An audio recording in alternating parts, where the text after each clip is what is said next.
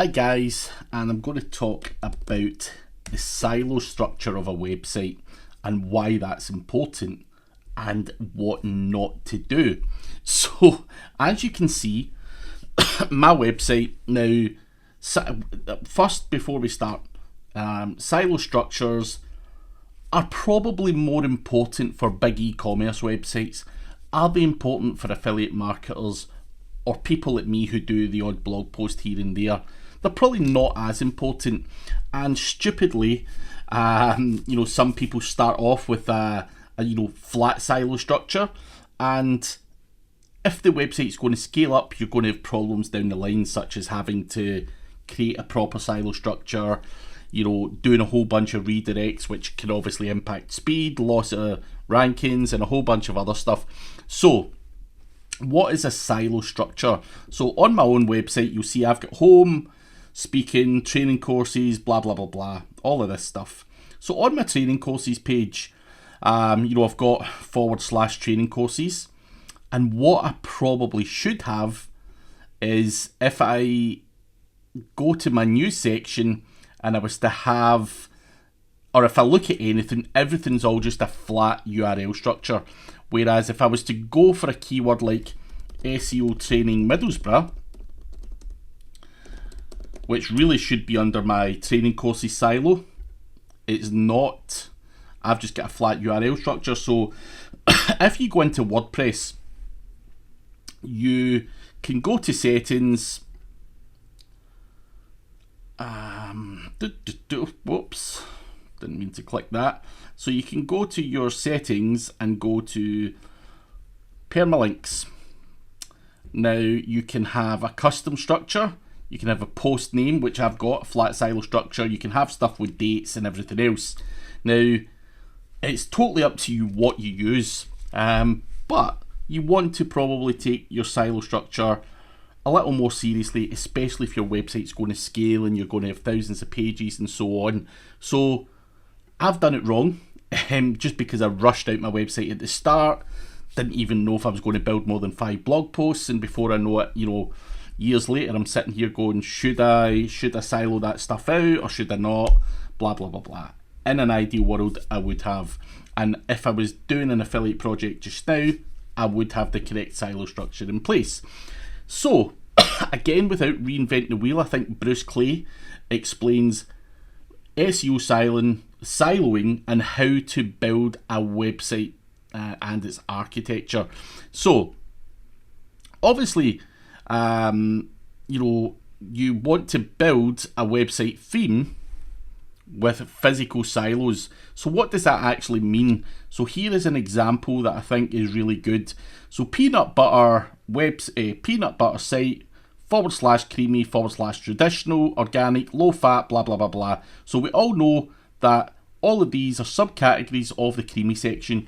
Google the creamy peanut butter section, and Google can understand that, and they can actually see what's going on. And even with your physical eyes, you can look at this and say that makes perfect sense. And that's essentially what we're trying to do for Google. And people don't do that. They don't make it easy. They've got numbers there, dates, blah, blah, blah, blah. This is the perfect way to silo your stuff out. So it'll tell you here, if you ever do want to look at this particular page from Bruce Clay, additional silos give you more room for more keywords and keyword synonyms, and the tighter your silo are, the better you have of an opportunity for ranking for these theme specific keywords. So physical siloing is good. Now here is someone who doesn't have a good structure. They've just got numbers and there's no real logical sense to that URL structure there. It's just garbage, in all honesty. And again, that's why I want to refer to Bruce's website, because obviously he's a legend in the SEO industry, but he has these examples there which are going to make perfect sense for you. So basically, you want to silo your stuff out like that. Now, you can obviously silo your stuff out here. If you had an estate planning section in your website, you might want to have other stuff talking about all of these kind of things. If you were doing that particular type of website. So it's just, sub pages or posts or whatever you want to call it. That is going to help you. The same way as if you were doing government funding, again, 10 articles you might want to use under that silo would be those.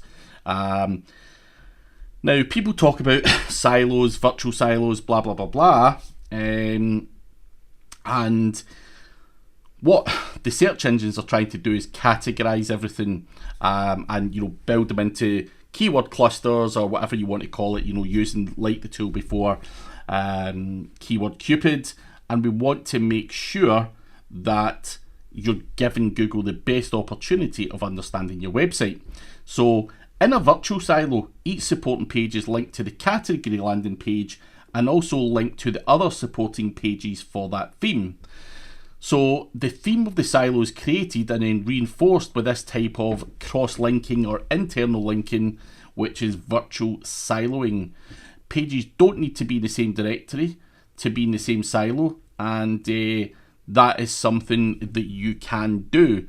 Now, people say, I've got a virtual silo, I do this, I do that, and they're basically hooking all the pages together using an internal linking structure, and that is what is known as a virtual silo. And a lot of people say, what's a virtual silo? I'm not too sure what that means, and they're scared to ask in case they look stupid. So that's why, again, I wanted to show this particular article to try and make sure that you don't do what I do, where everything that's on my website, and this is not one of my affiliate websites as such, but everything does have a flat silo structure. Not good. That should maybe be under WordPress or something like that, if I was going to have a whole bunch, a whole cluster of keywords under the WordPress keyword cluster, if you like. So I think setting out that silo structure is really important as part of your on-page SEO, because we all know that on-page is really important. We know that internal linking is important. We know that keyword clustering is important. We know that using Surfer or POP or something like that to get semantically related keywords in there is all very important. But that silo structure is also important from the get-go. So make sure that you do have a decent silo structure for your website.